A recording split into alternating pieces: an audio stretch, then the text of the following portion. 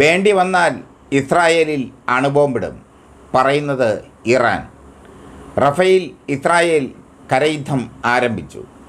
കരയുദ്ധത്തിൽ Israel പരാജയപ്പെടുന്ന മട്ടിലാണ്.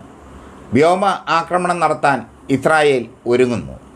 വ്യോമ ആക്രമണം നടത്തി റഫേലും വംശഹത്യ നടത്താനാണ് ഇസ്രായേലിൻ്റെ ഭാവമെങ്കിൽ കയ്യും കെട്ടി നോക്കിയിരിക്കില്ല എന്ന് ഇറാൻ നേരത്തെ പറഞ്ഞിരുന്നു. ഇപ്പോൾ ഇറാൻ്റെ പരമോന്നത നേതാവ് ഖൊമൈനിയുടെ ഉപദേഷ്ടാവായ കമാൽ ഖരാസി ശക്തമായ മുന്നറിയിപ്പുമായി രംഗത്ത് എത്തിയിരിക്കുന്നു. റഫേലിലെ പാവപ്പെട്ട ജനങ്ങളെയും പിഞ്ചു കുഞ്ഞുങ്ങളെയും ഇനിയും കൊന്നെടുക്കാനാണ് ഇസ്രായേലിൻ്റെ തീരുമാനമെങ്കിൽ അണുബോംബിട്ട് ഇസ്രായേലിനെ അങ്ങ് തീർക്കും. ഇതാണ് കമൽ ഖരാസി പറഞ്ഞിരിക്കുന്നത്. ഇതോടെ ഇറാൻ്റെ കയ്യിൽ അണുബോംബുണ്ടെന്നുള്ളത് വ്യക്തമായി. അണുബോംബ് പ്രയോഗിക്കേണ്ട സമയത്ത് പ്രയോഗിച്ചിരിക്കും എന്നാണ് ഇറാൻ പറഞ്ഞിരിക്കുന്നത്. മുമ്പ് ഇറാൻ ആണവ നിലയങ്ങൾ സ്ഥാപിച്ചിരുന്നു. ആണവ നിലയങ്ങളിൽ അണുബോംബുണ്ടാക്കാനുള്ള പദ്ധതികളൊക്കെ ആരംഭിച്ചിരുന്നു. അതിനെ തുടർന്ന് അമേരിക്ക ഇറാനുമേൽ ഉപരോധം പ്രഖ്യാപിച്ചിരുന്നു. ആ ഉപരോധമൊക്കെ തട്ടിനീക്കി ഇറാൻ അണുവായുധം ഉണ്ടാക്കി എന്ന് പിന്നീട് പല മാധ്യമങ്ങളും റിപ്പോർട്ട് ചെയ്തു.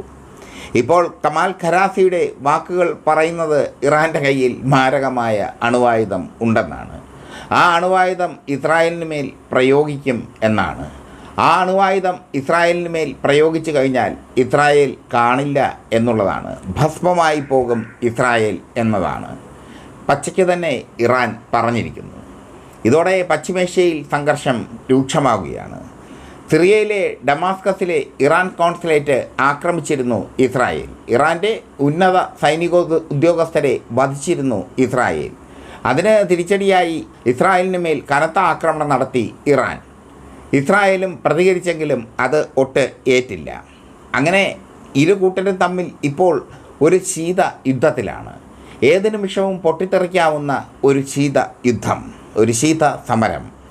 അതിനിടയിലാണ് ഇസ്രായേലിന് കടുത്ത മുന്നറിയിപ്പ് ഇറാൻ നൽകിയിരിക്കുന്നത്. വേണ്ടി വന്നാൽ അണുബോംബിടാനും ഞങ്ങൾ മടിക്കില്ല. ഇതോടുകൂടി യുദ്ധവെറിയന്മാരുടെ രാഷ്ട്രമായ, യുദ്ധവെറിയന്മാരുടെ തലതൊട്ടപ്പനായ നെതന്യാഹുവിന് എല്ലാം പിഴയ്ക്കുകയാണ്. നെതന്യാഹുവിന് പിന്നിൽ ഇപ്പോൾ അമേരിക്കയോ നാറ്റോയോ ഇല്ല. അമേരിക്കയും നാറ്റോയും ഒക്കെ നെതന്യാഹുവിനെ ഉപേക്ഷിച്ച് പോയി കളഞ്ഞു. ഇനി നെതന്യാഹുവിന് നിലനിൽക്കണമെങ്കിൽ സ്വന്തം സൈന്യത്തിൻ്റെ കരുത്തുകൊണ്ട് വേണം നിലനിൽക്കാൻ.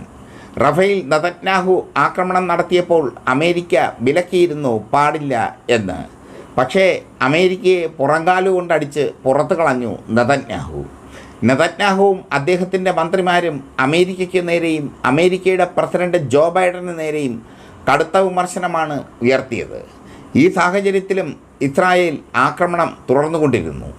അമേരിക്ക പറഞ്ഞതുപോലെ തന്നെ റഫേലിലെ കരയുദ്ധത്തിൽ ഇസ്രായേലിന് കൈപൊള്ളി.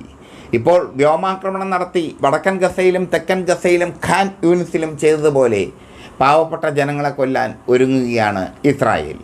റഫേലിൽ നിന്ന് അഭയാർത്ഥികളെ കൂട്ടമായി ഒഴിപ്പിക്കുന്നു ഇസ്രായേൽ. ഈ സാഹചര്യത്തിലാണ് ഇറാൻ അണുബോംബിടും എന്ന മുന്നറിയിപ്പുമായി എത്തിയിരിക്കുന്നത്.